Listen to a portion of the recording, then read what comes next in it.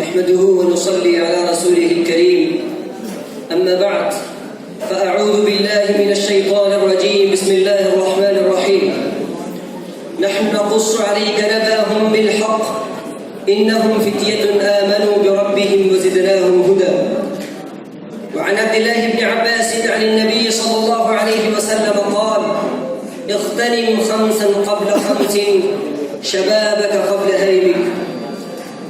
أحبتي في الله، حديثنا اليوم يتعلق بالشباب.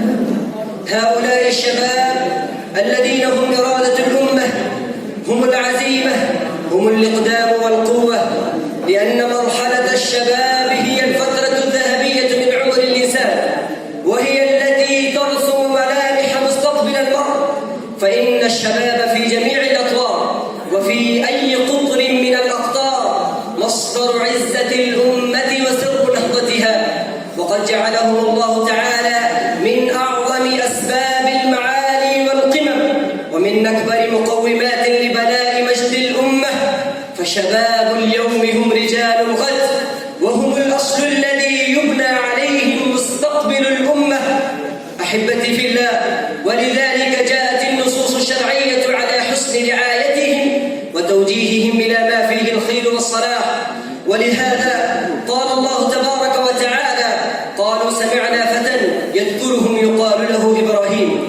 وقال: نحن نقص عليك نبأهم بالحق إنهم فتية آمنوا بربهم وزدناهم هدى. ولهذا أن رسول الله صلى الله عليه وسلم لم يوحى إليه إلا أن بلغ رشده وبلغ 40 سنة، وسن 40 كما هو المعلوم هي مرحلة اكتمال الشباب ونضجه، هي مرحلة اكتمال الشباب ونضجه.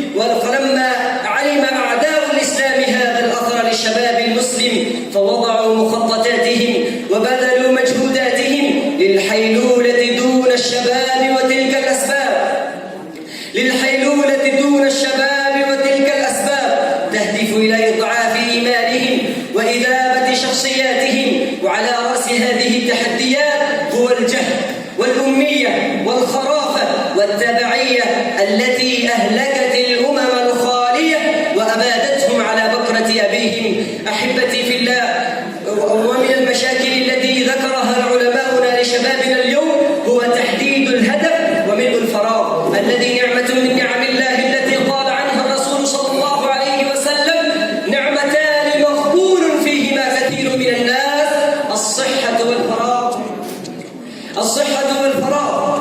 ولذلك أحبتي في الله، نحس الحسرة البالغة على شباب الأمة، ونحس الحسرة البالغة على هذه الأمة التي اختارها الله تعالى لتكون خير أمة أخرجت للناس، تأمر بالمعروف وتنهى عن المنكر وتؤمن بالله، وكرمها بالشهادة على البشرية كلها، حيث قال: وكذلك جعلناكم أمة وسطا لتكونوا شهداء على الناس ويكون الرسول عليكم شهيدا.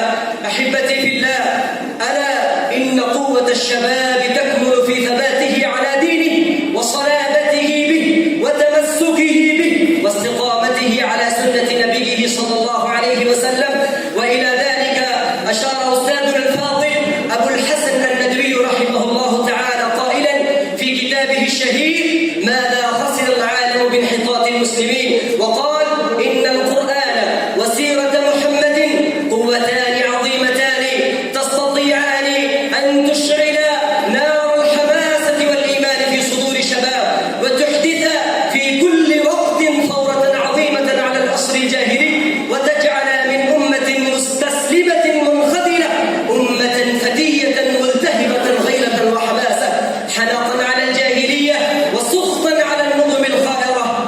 إن علة علل العالم الإسلامي اليوم هو الرضاء بالحياة الدنيا والاطمئنان بها، فلا يقلقه فساد ولا يزعجه انحراف ولا يهيجه منكر ولا يهمه غير مسائل الطعام والشراب واللباس، ولكن بتأثير القرآن والسيرة إن وجد إلى القلب سبيلا يحدث صراع بين الإيمان والنفاق، وبين النظم الخاصرة